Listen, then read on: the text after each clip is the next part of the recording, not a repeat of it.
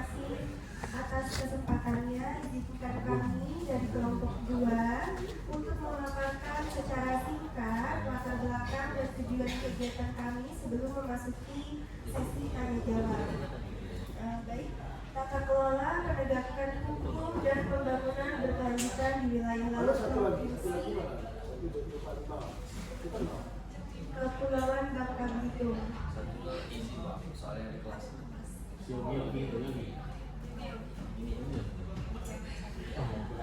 Studi laporan mahasiswa hukum dalam wawancara bersama Dinas Kelautan dan Perikanan.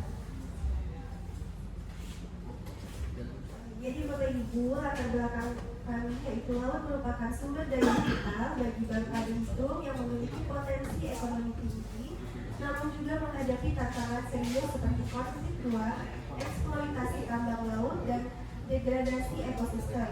Melalui wawancara ini, kami ingin memahami lebih lanjut bagaimana tata kelola, kelembagaan, serta kebijakan berkelanjutan dijalankan oleh DKP dalam menjaga keseimbangan antara pembangunan dan pelestarian laut. Tujuannya yaitu menggali informasi terkait pembagian kewenangan pengelolaan laut berdasarkan Undang-Undang Nomor 23 Tahun 2014, mekanisme penegakan hukum dan pengawasan laut, penerapan prinsip pembangunan berkelanjutan dan blue ekonomi dalam kebijakan kelautan, untuk memahami sejauh mana peran Dinas Kelautan dan Perikanan atau DKP dalam mewujudkan pengelolaan laut yang adil, berkelanjutan dan berpihak pada masyarakat pesisir. Dan yang terakhir, tujuan kami yaitu untuk memenuhi salah satu tugas BAS Project mata kuliah hukum kemaritiman.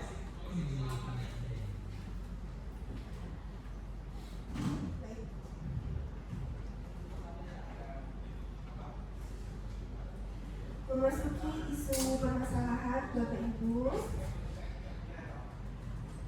kita tahu bahwa laut bukan hanya sumber daya alam, tapi juga ruang kehidupan bagi banyak pihak, seperti nelayan, industri, hingga sektor pariwisata.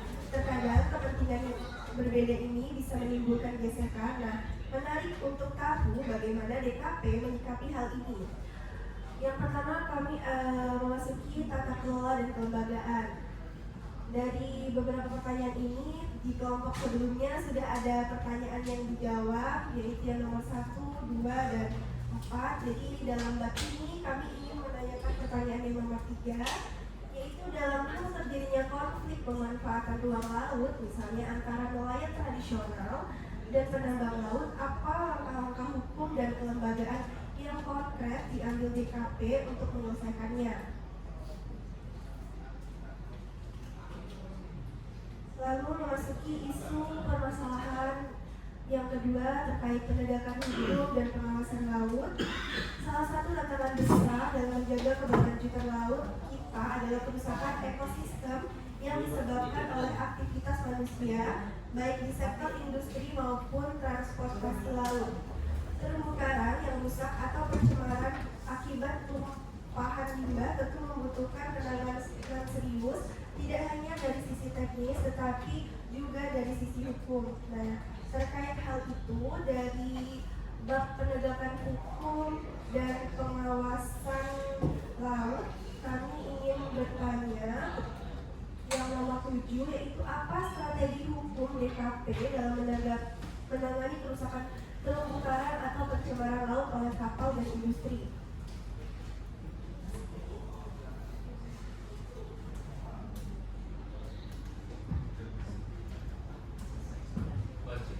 Dan yang terakhir terkait pengelolaan dan pembangunan berkelanjutan, ini kami mau menanyakan yang nomor 8, 9, dan 10. Baik, Bapak Ibu, demikian pemaparan singkat dari kami mengenai tujuan dan fokus wawancara hari ini. Kami mengucapkan terima kasih dan dengan hormat kami persilakan Bapak Ibu untuk memberi tanggapan serta menjawab beberapa pertanyaan yang telah kami siapkan. Terima kasih.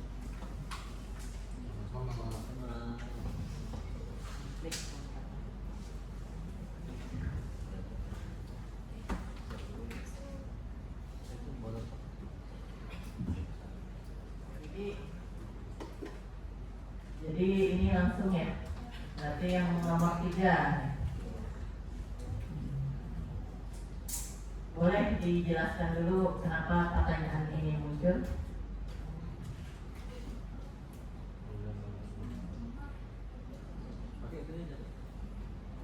Nah, apa?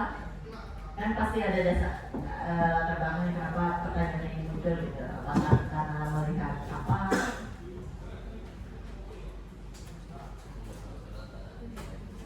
Ya, yang lainnya biar nanti kakak ngomong semua jadi. Apa? Ya, ya.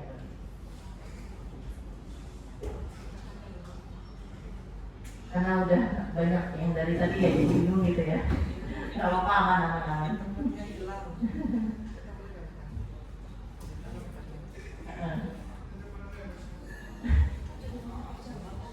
Iya, mungkin ini langsung ya, nanti mungkin sambil jalan. Jadi mungkin konflik pemanfaatan ruang karena nelayan tradisional dan penambangan laut. Jadi nelayan tradisional dan penambangan laut ini mungkin seringkali kita dengar gitu ya, seperti kejadian Bukit Riga, kemudian beberapa yang di Bangka Selatan. Apa langkah-langkah hukum dan kelembagaan konkret yang diambil DKP untuk menyelesaikannya. Jadi sebenarnya untuk mengelola laut, pengelolaan kawasan pesisir dan pulau-pulau kecil secara berkelanjutan, pemerintah provinsi telah bersikap gitu ya. Nah, apa sikapnya itu di Perda Nomor 3 Tahun 2020, di mana lokasi-lokasi yang sudah ditetapkan, di mana lokasi pertambangannya, kemudian di mana lokasi perikanan tangkapnya, dan di mana lokasi-lokasi yang memang untuk sektor-sektor lainnya. Nah, harapannya dari tujuan dari pengelolaan Perda Nomor 3 Tahun 2020 itu sebenarnya salah satunya untuk meminimalisir konflik yang terjadi dalam pemanfaatan ruang. Namun tidak dapat dipungkiri konflik itu masih tetap terjadi sekarang. Jadi memang di Perda Nomor 3 tadi ada persyaratan dasar untuk melakukan kegiatan usahanya itu, siapapun yang melakukan kegiatan usaha, persyaratan dasarnya itu adalah PKKPRL untuk di laut. Nah, di PKKPRL itu ada beberapa hak dan kewajiban yang dilakukan oleh pelaku usaha sebelum memulai kegiatan. Di antaranya salah satu poinnya adalah tidak menimbulkan konflik sosial. Jadi saat kegiatan atau ada kegiatan usaha yang dilakukan di suatu lokasi saat masih menimbulkan konflik sosial, maka kegiatan itu belum bisa dilakukan. Berarti dia tidak memenuhi kewajiban dalam persetujuan kesesuaian kegiatan pemanfaatan ruang laut tersebut. Nah, pelaku usaha berkewajiban untuk meminimalisir konflik tadi, baik baik di masyarakatnya maupun di tingkat yang lainnya, pemerintah daerah dalam hal ini mendorong pelaku usaha itu untuk menyelesaikan konflik-konflik yang terjadi tersebut. Selain itu, biasanya pemerintah daerah juga melakukan koordinasi dengan berbagai pihak, apakah ada yang bisa diselesaikan, apa tuntutan-tuntutan yang mereka lakukan terkait hal ini, kemudian bagaimana solusi-solusinya. Nah, biasanya kita juga berkoordinasi bukan hanya satu pihak saja, bukan hanya Dinas Kelautan dan Perikanan Provinsi, tapi pemerintah provinsi Kepulauan Bangka Belitung dalam hal ini, baik eksekutifnya dari tingkat DKP dan dinas-dinas lainnya maupun di tingkat eksekutifnya yaitu DPRD. Nah, selain itu karena kewenangan penerbitan izinnya itu di kementerian atau di pemerintah pusat, maka kita juga berkoordinasi dengan pemerintah pusat untuk penyelesaian konflik-konflik tersebut. Biasanya kita ke Kementerian Kelautan dan Perikanan, kemudian kita juga ke Kementerian Energi dan Sumber Daya Mineral yang diinisiasi oleh Dinas ESDM Energi dan Sumber Daya Mineral. Ini demikian dari saya, tambahan dari yang lain. Izin ngomongkan Bu Asti, saya belum memperkenalkan Sri Kandi kita ya, pengawasannya. Jadi di pengawasan juga ada ceweknya, ini gak hanya cowok, dan juga turun ke lapangan kalau patroli juga ikut naik kapal pengawas. Jadi izin menambahkan yang terkait poin 3, namanya Bu Riri ya, Bu Dede Trianasari, pengawas perikanan ahli pertama. Bentar lagi ahli muda, habis itu ahli mulia. Jadi terkait nomor 3, apa yang dilakukan BHP, kami tentunya mendampingan terhadap nelayan. Jadi kadang kami kalau ada permasalahan terkait konflik ini, biasanya kan mereka audiensi ataupun bersurat ya, ataupun langsung ke ketua DPRD. Hal pertama yang kami lakukan adalah pendampingan ke lapangan. Kami bersama tim PKP 3K menggunakan Bu Hasti, Pak Albert dan lain sebagainya akan melihat terlebih dahulu zona-zona ataupun titik yang menjadi konflik. Apakah itu masuk ke dalam zona pertambangan atau memang itu masuk wilayah zona perikanan tangkap? Apakah legal ataupun non ilegal? Ataupun ilegal. Nah, setelah sudah dapat, kami akan cari solusi dan permasalahan tersebut, langkah konkretnya. Kalau dia benar itu zona pertambangan, kami akan cari juga seperti yang sudah kita lakukan ya Pak Albert ya. Jadi kadang masyarakat kita itu pengennya pokoknya nggak boleh nambang, pokoknya di situ wilayah tangkapan kami, walaupun itu zona pertambangan ya, secara regulasi dia legal, tapi ada konflik loh di sini. Nah itu yang kita menjadi sulit. Jadi kami coba cari fasilitasi di tengah. Kira-kira mana zona tangkapannya kita ya Dok ya. Kita titik-titik mana yang menjadi wilayah tangkapannya nelayan. Kami akan sonding ke pelaku usaha tambang untuk jangan terlalu dekat di posisi tangkapnya nelayan. Karena tentunya para nelayan pasti punya titik-titik tertentu untuk wilayah tangkapannya. Seperti itu untuk wilayah untuk langkah konkret ya. Kalau langkah hukum, karena kalaupun ini tidak bisa, karena menyangkut keamanan dan ketertiban. Jadi kalau sudah menyangkut keamanan dan ketertiban, kami menyarankan kepada masyarakat untuk segera melaporkan ke kepolisian. Seperti itu ya. Lanjut ya yuk, sekalian yang pertanyaan 5 dan 7 ya. Boleh ya? Ya 5 dan 7 ya. Ya kalau apa saya jawabnya nomor 5 dan 7, merequest kembali. Coba Ri, kasih ini Ri. Karena sudah dapat bocoran, jadi saya udah siapkan CPA ya. Jadi nanti teman-teman silakan diminta aja ke Ari, ke Pak Ari ya, Mas Ari, Bang, yang Ari. Bro. Ari. Jadi nanti silakan aja. Cuman saya tambahkan itu untuk penegakan hukum tentunya tidak bisa berdiri sendiri karena ada keterlibatan pihak-pihak, ada kewenangannya sendiri, terutama dengan kami ya di bidang sama-sama Kementerian di Kelautan Perikanan. Jadi ada kewenangannya pusat, ada namanya kewenangannya daerah. Yes. Atau udah dapat sampaikan dari Ari? Belum ya. Nah nanti kewenangannya pusat tentunya di atas 12 mil, dan kewenangannya daerah ada tentunya di bawah 12 mil. Kalau nelayan izin daerah menangkap di atas 12 mil ataupun ini tentunya mereka akan melimpahkan nelayan tersebut ke kita, seperti itu. Bukan yang ini Ri. Yang ada jawabannya Ri. Ya, untuk mekanisme patroli disampaikan bahwa kita ada 4 speedboat dan 1 rigid. Rigidnya inflatable boat. Jadi kalau teman-teman di sini suka jalan-jalan ke Jembatan Emas, sebelah kirinya itu kan ada pos kita sama ada stager kapal. Nah itulah base kantor pengawas kita di situ. Jadi ada 2 kapal speedboat sama 1 rigid. Nanti silakan kalau mau foto-foto bilang aja Pak, saya udah konsultasi dengan Pak Ahmad. Ya di situ ya. Ari lamanya Ri. Dari segi personil, kami bisa melibatkan patroli mandiri, dan ini hanya personil dinas, dan juga bisa untuk patroli terpadu. Jadi patroli terpadu tadi kami juga bersurat ke misalnya kami butuh AL nih, kami bersurat ke AL untuk minta personil. Kami butuh Polairut, kami bersurat ke Polairut. Termasuk juga nanti ke dinas perhubungan, karena ada personil kami yang dipindahkan ke sana. Nanti kami bersurat ke dinas perhubungan. Jadi itu namanya patroli terpadu nanti.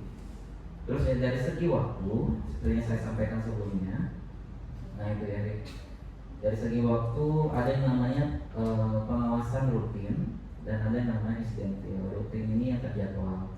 Jadi kapan kita mau patroli, kapan kita mau melihat di sini, nanti kami coba kami coba jadwalkan. Kalau incidental tadi tergantung laporan, ataupun ada kecelakaan di laut yang masih bisa kita pantau di sini, kami coba turun nanti karena ada personelnya. Nah itu kondisi kapal ya, kapal ada 5, 3 di Pangkal Pinang, 1 di Belitung, Tanjung Pandan, 1 lagi di Mandar. Jadi tentunya kami dalam penegakan laut, kami menggunakan armada ini untuk pelaksanaannya.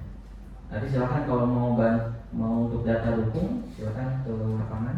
Ada nakoda kita bahwa prasarana atau sarananya menggunakan ini untuk pengawasan di laut. Ini laptopnya apa TV-nya sebenarnya? TV-nya ya, nyala TV lagi ya. Nah terus nanti ada namanya wilayah yang dilakukan pengawasan. Kalau untuk di Bangka Belitung ini termasuk untuk kelompok sebelumnya ya. Jadi kita masuknya ke WPP NRI 711 Laut Babel. Kenapa saya sebutkan Laut Babel? Karena memang untuk Laut Babel hanya sebatas 12 mil laut dari pulau terdekat. Jadi misalnya kita ada pulau mana yang di terluar ya, terluar itu dari 12 mil itulah hitungannya nanti Laut Babel. Saya besarkan lagi yang Laut Babel. Nah menjadi masalah. Jadi kalau teman-teman digedein aja yang nyari. Nah, yang di perairan sebelah barat ataupun barat ya, wilayah barat. Sedang pesisir kita itu tidak sampai 12 mil dengan wilayah Sumatera Selatan. Paling ada 10 mil. Nah, bagaimana perhitungan antara pembagian batas wilayahnya? Ini kan laut nih termasuk. Jadi nanti berapa batas dari ujung daratnya kita sama ujung daratnya pulau sana, misalnya 10 mil itu dibagi 2. Jadi kewenangan pengawasan kita ada di 5 milnya, contohnya seperti itu. Jadi nggak serta-merta 12 mil. Kalau 12 milnya dari Pulau Bangka itu udah daratannya Pulau Sumatera Selatan. Dan itu yang sering terjadi konflik di masyarakat, bahwa Pak banyak nelayan masyarakat sana datang melatih kita dan seperti itu. Terus fokus utama pengawasannya ada penangkapan ilegal, ikan ilegal, penggunaan alat tangkap terlarang, penangkapan ikan tanpa izin, pelanggaran jalur. Jadi dia misalnya jalur atau daerah penangkapannya dia izinnya izin 712 tapi masuklah ke 711. Nah itu melanggar. Jadi misalnya dia wajibnya melautnya di atas 12 mil kemudian pusat, tapi dia menangkapnya di bawah 12 mil. Seperti itu ya yang terjadi. Terus yang pertanyaan selanjutnya dari Anggun gitu. Pak, Ya, bertanya, salah. saya mau bertanya tentang PPN yang ada di Sumedang. Hmm. Itu apa sih Pak? Fungsinya juga apa dan serta korelasinya terkait dinas kelautan dan perikanan itu apa itu Pak? Silakan Bu Susi, bantu jawab ya Bu Susi ya, karena bidang tangkap ya. Terima kasih Pak. Jadi perikanan tangkap silakan. Ada Bu Susi ngomong. Terima kasih ya. Kalau berhubungan ya pasti ya, karena dia sama-sama menggeluti perikanan. Jadi kalau Pelabuhan Perikanan Nusantara Sungai Liat itu adalah UPT-nya Kementerian Kelautan dan Perikanan. Jadi kalau bahasa ini ya, bahasa enaknya ya kalau dari ini itu apa ya, kayak cabang kali ya, kalau bukan kali cabang. Jadi sejenis, kalau kita tahu kali ya, kalau kita ya tahu ya. Nah itu UPT-nya Kementerian Kelautan Perikanan. Jadi dia menangani contohnya mungkin bongkar ikan juga, tapi cuma wilayah pelabuhan saja. Jadi wilayah Jelitik ya kalau kalian cuma lihat ya. Nah untuk di luar pelabuhan itu kan Kabupaten Bangka yang masuk ya. Berarti dia tidak menangani lagi. Termasuk ada di sana bongkar, terus kapal masuk, terus banyak ya kalau di sana ya, bisa juga belajar dari sana ya. Tapi kalau untuk ininya ya, pokoknya dia pekerjaannya jadi di bawah Kementerian Kelautan Perikanan yang menangani semua Kementerian Kelautan Perikanan. Tapi dia wilayah satu titik saja ya, tidak menangani di luar sana. Ya. Gimana? Masih ada kira-kira? Udah Bu, itu aja. Terima kasih. Lanjut ya. Menambahkan, jadi pelabuhan itu ada statusnya. Jadi hubungan gelap atau hubungan apa itu status namanya. Ya oke ya. Jadi status itu dilihat dari kewenangan pelabuhan. Jadi kalau kawasannya luasnya berapa itu termasuk pelabuhan perikanan Nusantara. Jadi kayak Pak Sekdi tadi bilang bahwa dia luasannya seperti apa lagi itu masuk pelabuhan perikanan samudera. Nah, pelabuhan perikanan samudera dan pelabuhan perikanan Nusantara ini kewenangannya Kementerian Kelautan dan Perikanan. Jadi jika ada status wilayahnya cocok di PPS di sini, pelabuhan perikanan samudera, ya tetap kementerian yang namanya. Makanya ada namanya pelimpahan kewenangan kemarin. Jadi ada PPI ya. PPI yang ada di kabupaten kota harus di apa namanya kalau ketiga itu di kewenangannya dipindahkan ke provinsi. Jadi karena PPI tersebut bukan kewenangan lagi kabupaten, walaupun sebenarnya dia punyanya kabupaten asalnya, jadi harus dipindahkan. Undang-Undang 23 tadi bentuknya. Jadi lebih gampangnya itu tergantung statusnya tadi ya, statusnya. Makanya tugas dan fungsinya sama-sama pelayanan ke masyarakat. Di situ ada sarbanda, di situ ada keluar masuk kapal perikanan dan lain sebagainya. Cuman luasan ataupun statusnya berbeda. Lanjut ya, udah jelas ya. Siapa namanya? Yogi. Oke. Selanjutnya terkait maraknya isu illegal fishing. Ya seperti saya sampaikan tadi, memang wilayah-wilayahnya ya yang ada di Bangka Belitung sebenarnya sudah terlihat, sudah kita petakan terkait penggunaan troll, penggunaan bom dan sebagainya. Nah itu saya tambahkan di petanya bahwa rata-rata semuanya masuk ini untuk troll. Troll ada di barat dan troll ada di selatan. Untuk bom itu ada satu peta yang belum masuk di Karang 9 di Bangka. Untuk kasusnya, jadi di tahun 2023 nanti coba lihat nanti ya kasus yang ada di Pengadilan Negeri di Blitar. 2023 itu ada satu kasus, 2024 itu ada satu kasus juga, 2025 ada satu kasus terkait bom. Ada yang hukumannya 1 tahun, ada yang hukumannya 3 bulan, dan ada hukumannya 2 tahun yang baru ini 2025 2 tahun. Dan subsidiarnya 5 juta. Kalau dilihat efek jerahnya jarang nggak? Cuma segitu doang kan, dampaknya seperti apa. Tapi itulah yang terjadi di penegakan hukum kita. Ya kalau untuk bom banyak juga di Belitung Timur tuh, di Belitung Timur selatan masuk ya. Ini kata kalangannya untuk bom. Lanjut lagi.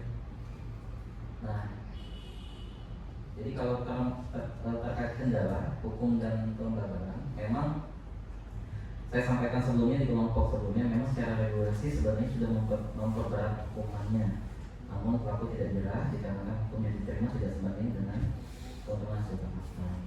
Kendala terbesar di kami itu terjadi pada kelembagaannya yang mengakibatkan lumpuhnya penegakan hukum. Pertama, terbatasnya armada dan personel pengawas yang saya sampaikan tadi. Kita 13 ya pengawas perikanan, tapi untuk mengawasi seluruh global. Dan yang terpenting terbatasnya anggaran, yang sampai tadi 22 hari operasi, terus kurangnya kesadaran masyarakat masih mendukung atau melindungi pelaku illegal fishing. Karena satu kampung di sini itu semuanya troll. Kalau dilihat termasuk kepala desanya, termasuk di Pulau Panjang, Kota Selatan. Iya, Pulau Panjang. Itu satu kampung semuanya pengguna troll. Nah, tadi yang saya sampaikan modifikasi tadi bahwa sekarang aturannya sudah diperbolehkan, troll itu sudah diperbolehkan, namanya jadi jarang dasar. Bawahnya coba lihat yang di ini ketentuannya. Nah nanti coba cek nanti di Permen KP 36 yang lebih jelas nanti teman-teman, karena kalian ini orang hukum ya tentu harus bacanya ya terkait Permen KP, permen dan lain sebagainya. Nah inilah yang ketentuannya diperbolehkan. Kapalnya ukurannya berapa, jalurnya di mana, nanti kalian harus baca terkait ketentuannya. Ya itu ya terkait penegakan antara troll dan sebagainya. Dan poin terakhir yang nomor 7, strategi hukum DKP dalam menangani kerusakan terumbu karang. Tentunya dalam penanganan kerusakan terumbu karang atau pencemaran laut, pihak DKP tidak bisa berjalan sendiri.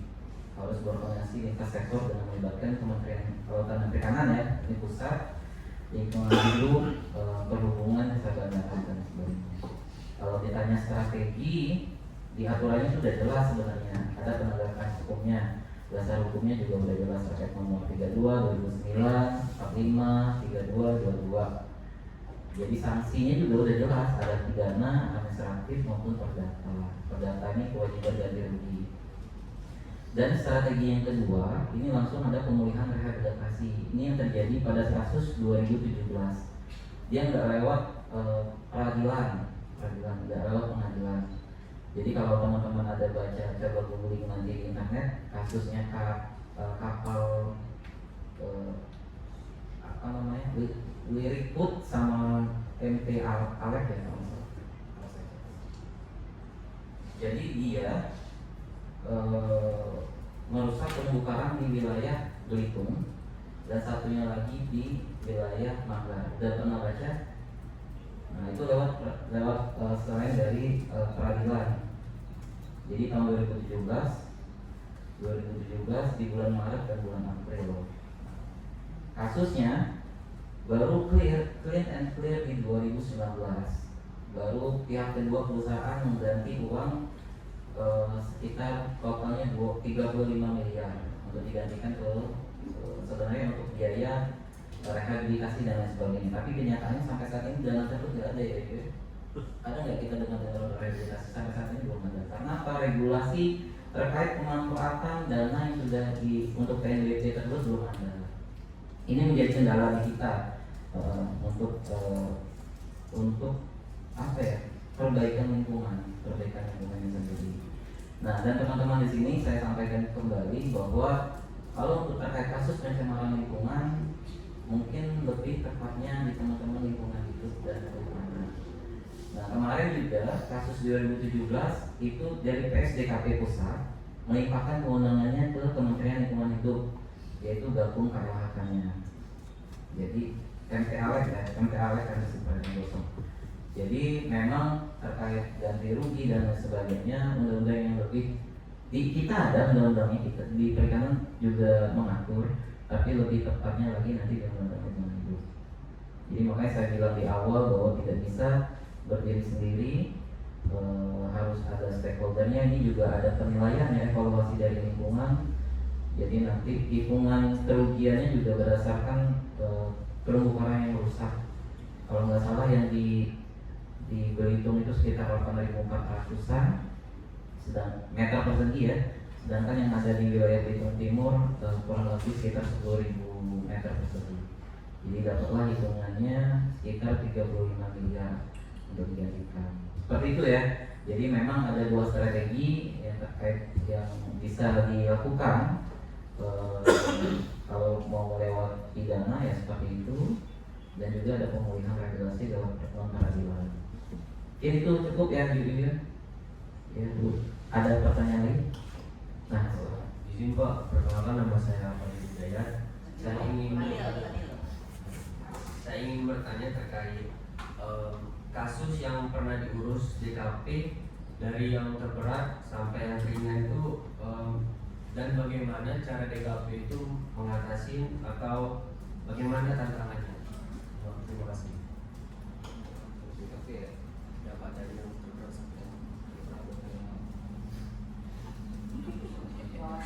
ya, jadi terkait pidana, kita di DKP itu sebenarnya ada 4 penyidik. Saya Katimja Pengawasan Penanganan Tindak Pidana Kelautan dan Perikanan.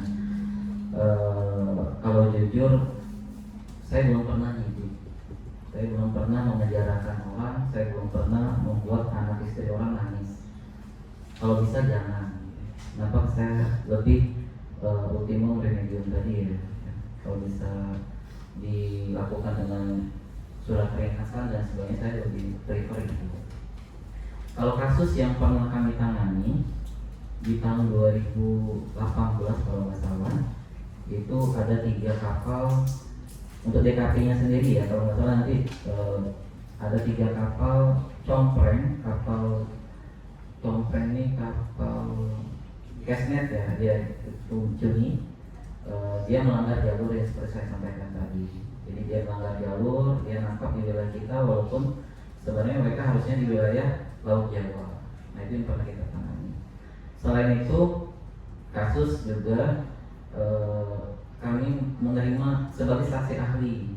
Jadi jika ada kolerut tadi atau kolerut yang biasanya melakukan pemrosesan ya pidana pelanggaran perikanan, mereka akan minta saksi ahlinya ke kami. Ada kasus bom tadi yang saya sampaikan, ada 3 kasus bom, itu semuanya kolerut yang ambil, kolerut yang kena. Terus yang kasus satu lagi yang terbaru lagi di Belitung, kongsi. Ada orang Belitung di sini? Nah, kongsi tahu nggak? Jaring kongsi.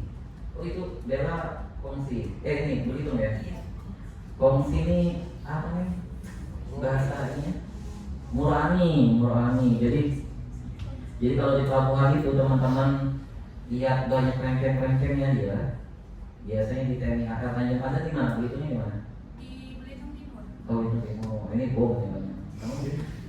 Oh sama orang bom ini. Iya. Jadi itu dilarang. Jadi memang sekarang lagi berproses. Kemarin juga ada saksi ahli 1, nanti 1 lagi nanti tanggal berapa nanti akan berangkat lagi ke saksi ahli.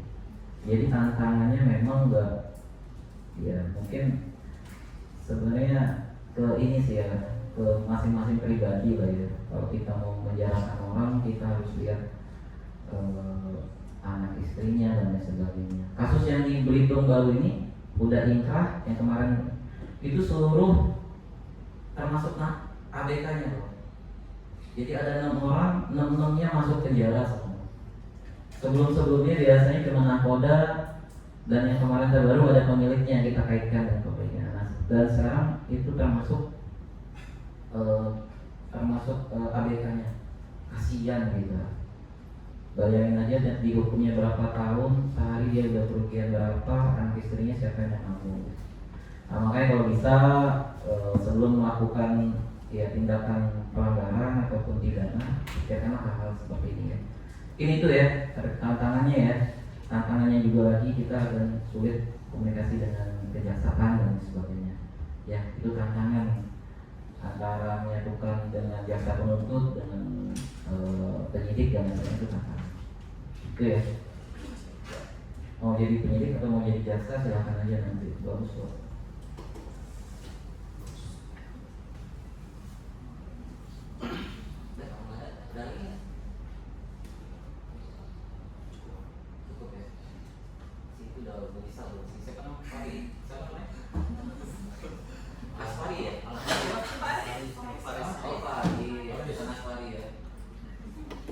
Ada lagi yang mau ditanyakan terkait materi yang kita sambung?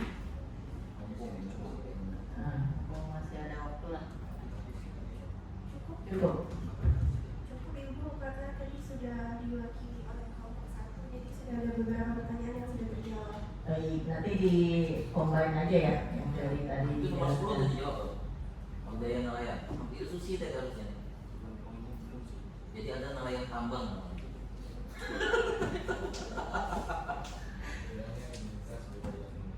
Identitas budaya nelayan. Nah, maksudnya dari nelayan jadi tambang gitu ya? Gitu ya maksudnya. Gimana? Gimana maksudnya? Mungkin bisa dijelasin. Maksudnya itu kayak misalnya karena banyaknya sekarang orang lebih milih untuk menambang di laut, jadi budaya nelayan ini udah nggak mau orang nelayan gitu Bu, pindah ke provinsi ke Dan itu yang terjadi.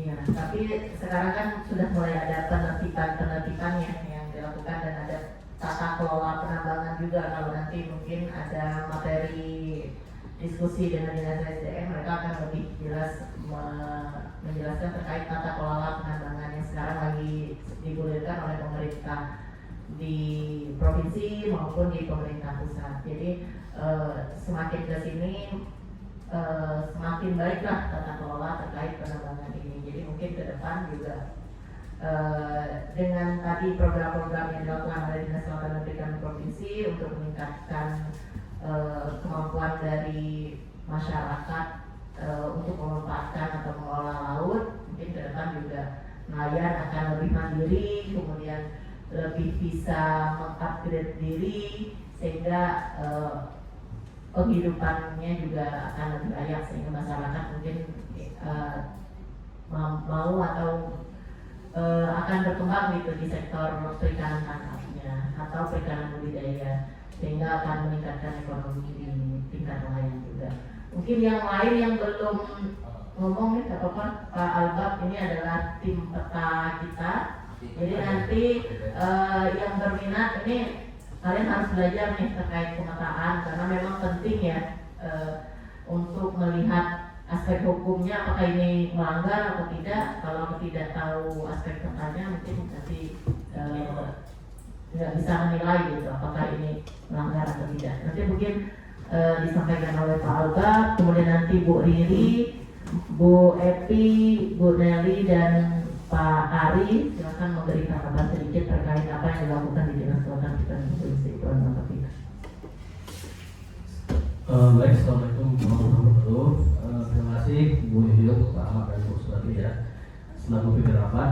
Selamat pagi ya dari UBB, Pak Hukum yang baik itu kelompok 1 atau kelompok 2.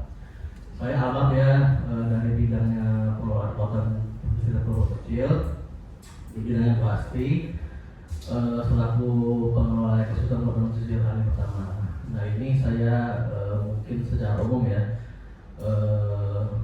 ingin menyampaikan terkait kegiatan yang dilaksanakan hari ini, karena dulu kita juga pernah mahasiswa, kebetulan saya jurusan ilmu kelautan, dulu juga pernah ada mata kuliah hukum laut.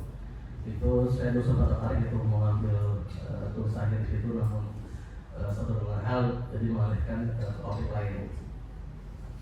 Nah ini teman-teman ngambil jurusan hukum ya.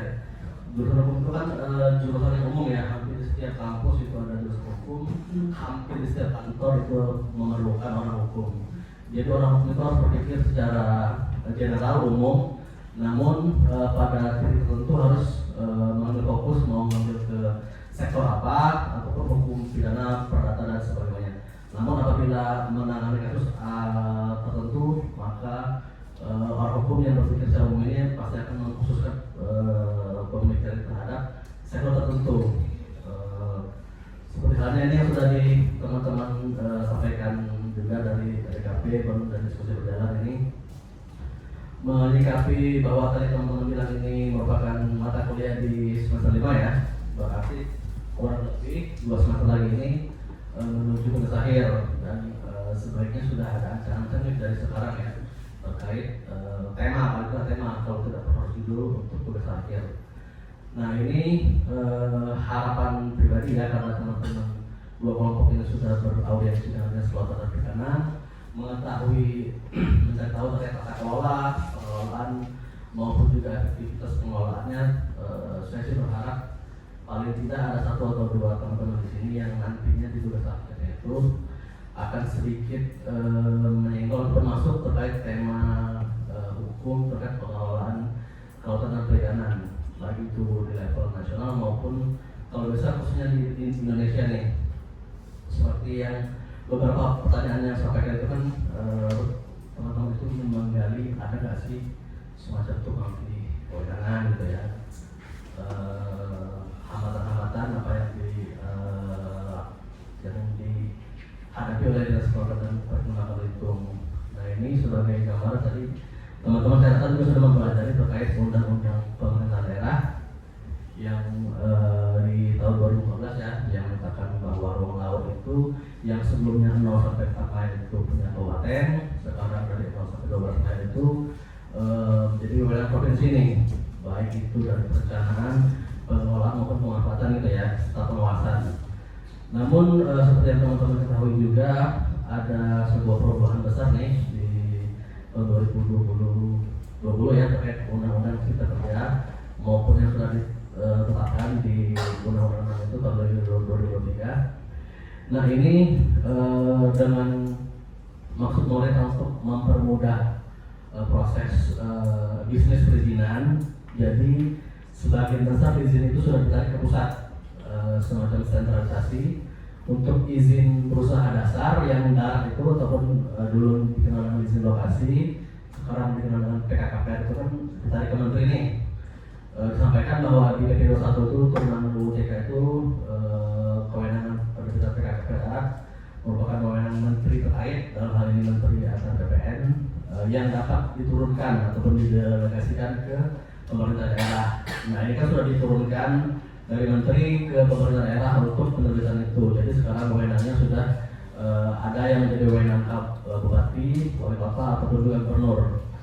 Namun untuk perizinan dasar, perizinan usaha dasar yang di laut ataupun PKKPR ini, nah ini masih menjadi wewenangnya di pusat. Nah ini sempat menjadi sebuah pertanyaan yang belum terjawab sampai sekarang ya. Mungkin ini ada gap wewenang terkait hubungan pusat dan daerah. Mungkin salah satunya mungkin teman-teman ada yang berminat ini mengkaji hubungan antara pusat dan daerah terkait ruang laut, baik itu pemanfaatan, perizinan maupun pengawasan pasca terbitnya Undang-Undang Cipta Kerja. Karena yang sering kita diskusi sama Pak Ahmad di pengawasan ini, teman-teman PJKP provinsi ataupun juga sekarang di Kabupaten ada lagi muncul, ini mereka mengalami semacam kegalauan ya, di sisi mana ini tim dari daerah ini berhak untuk melakukan pengawasan atau pembinaan, dan di sisi mana ini pusat sejauh mana pusat dapat mengintervensi ruang laut yang dulunya di Undang-Undang daerah itu dinyatakan sebagai wewenang provinsi, namun setelah Undang-Undang Cipta Kerja itu sepertinya ada arus sentralisasi dari pusat sehingga membuat teman-teman di daerah itu semacam macan tapi tidak punya taring gitu. Kemudian selain tema hubungan pusat dan daerah itu juga bisa mungkin kalau kita tadi mendengar diskusi yang sampai lama itu, mungkin ada juga yang berminat terkait tema tingkat kepatuhan masyarakat di Lokus A terhadap perikanan yang ramah lingkungan ataupun yang tertib dengan undang-undang, misalkan yang di Pulau P tadi yang ini, mungkin harapannya ada kajian dari teman-teman kampus ya. Kalau dulu saya di kampus, kakaknya saya itu kalau berprinsip bahwa untuk kerja praktek magang segala macam kalau bisa ambil sejauh dari pusat, namun untuk tugas akhir usahakan dan kalau bisa itu untuk mempelajari ataupun mengkaji yang ada di daerah. Nah harapan kami dari DKP Babel ini di jurusan hukum teman-teman ini pada akhirnya nanti akan ada yang minat ya untuk mengambil tugas akhir terkait tata kelola di sektor laut dan perikanan, dan saya rasa teman-teman di sini nanti akan saya membantu ya untuk menjadi paling tidak narasumber lah ya untuk bahan diskusi sama teman-teman sekalian. Mungkin itu ya Pak Ahmad, Bu dan Bu Suwati yang saya sampaikan. Terima kasih. Yang lain silakan Bu Diri. Assalamualaikum warahmatullahi wabarakatuh. Perkenalkan kembali, saya Riri dari bidang pengawasan sumber daya kelautan dan perikanan. Mungkin mau menambahkan sedikit informasi saya yang tadi sepertinya kelewat sama Pak Ahmad ya. Jadi Dinas Kelautan dan Perikanan ini melalui bidang PSDKP memiliki mitra selaku perpanjangan tangan dari Komnas Perikanan, yaitu Pokmaswas, kelompok masyarakat pengawas. Tadi kan salah satu kendala kami kan terbatasnya SDM ya. Nah, Pokmaswas ini sangat membantu sekali untuk kami menyampaikan laporan-laporan secara real time di lapangan. Kami sendiri memiliki 101 Pokmaswas yang tersebar di 7 kabupaten kota. Tapi tidak 101 itu aktif semua. Saat ini sekitar 69 Pokmaswas yang aktif dan 32 yang tidak aktif. Nah, Pokmaswas itu sendiri di-SK-kan oleh kepala dinas kami. Kemudian dibekali oleh ID card yang ditandatangani oleh Dirjen PSDKP KKP RI. Itu aja sih dari saya untuk sedikit informasi tambahan. Terima kasih. Baik, dari ini Arif silakan. Harinya dari Izin Bapak Ibu semua, dan juga perkenalkan nama saya Aspari Wendra, karena hubung kalian nih mahasiswa yang sering saya hubungi, mohon maaf sebelumnya. Apa namanya? Untuk beberapa kesalahan mungkin di chat atau berapa.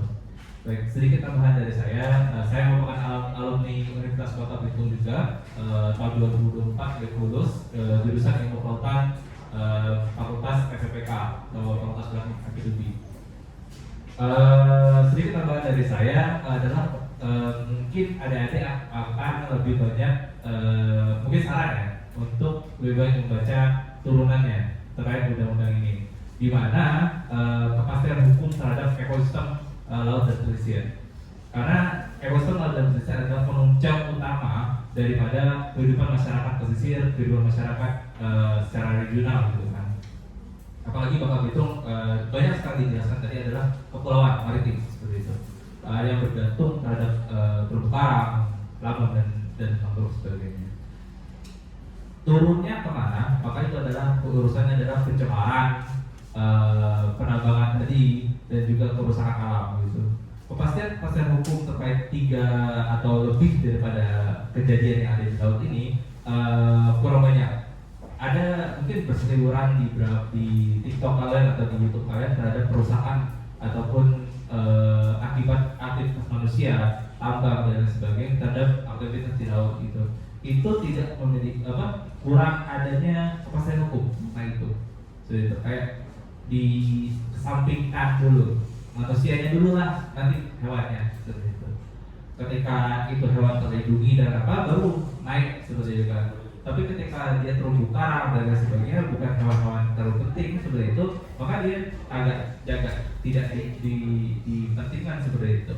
Maka saya sarankan kepada mahasiswa hukum agar meneliti nih bagian-bagian kepastian hukum untuk ekosistem laut, pesisir dan sebagainya. Apalagi saya sebagai mahasiswa hukum, mahasiswa kelautan tentunya kita menggabungkan ekosistem laut dan pesisir. Kemudian itu adalah dari misalkan rapat-rapat kami dari PKPRL tadi ya, mungkin mendengarkan terkait kesesuaian tadi bahwa tiap perusahaan wajib untuk memberikan dampak positif terhadap lingkungan, bukan masyarakat saja, lingkungan alam. Beberapa perusahaan sudah melakukan seperti rehabilitasi mangrove, rehabilitasi terumbu karang, dan rehabilitasi laut seperti itu. Mungkin itu cukup dari saya. Terima kasih. Assalamualaikum warahmatullahi wabarakatuh. Evi, silakan. Terima kasih. Perkenalkan, nama saya Evi dari Bidang Pengelolaan Kelautan Pesisir dan Pulau-Pulau Kecil. Mungkin di sini sudah cukup lengkap yang disampaikan Bapak dan Ibu. Cuma di sini sedikit menambahkan yang disampaikan oleh Pak Jus tadi mengenai penyadaran dan penjangkauan masyarakat. Jadi DKP di sini tidak hanya melakukan penyadaran melalui sosialisasi. Jadi kita juga memanfaatkan sosial media. Jadi adik-adik silakan follow TikTok kita di TKP 3 TKP Baru. Oh ya. Jadi itu di depan. Oke. Halo ya. Halo ya. Video pemain utamanya itu. Ada Pak Rani. Pak Rani.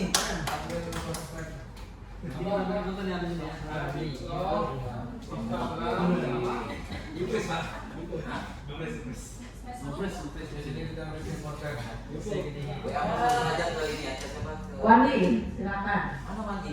Bedepur. Evi udah selesai belum? Udah, Vi? Udah cukup. Aku sih bedepur lah. Udah besar itu ya. Bedepur. Dari kawan atau Jimmy ada penutup? Mungkin demikian ada usaha lagi. Cukup. Oke. Mungkin ini yang kami berikan untuk teman-teman dari Udin, mudah-mudahan ada manfaatnya.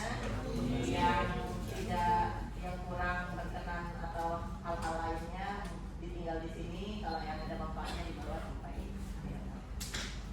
Mungkin demikian dari kami. Terima kasih. Wassalamualaikum warahmatullahi wabarakatuh. Kita mau sama-sama dulu ya. Kelompok aja kayaknya. Oke. Makan. Kelompok satu dulu. Di bawah, di sini berdua. Di sini yang mau dibawa, ke sini aja lah. Iya, iya, semuanya. Ya, cepat. Mahasiswanya tengah, duduk kanannya. Di sini.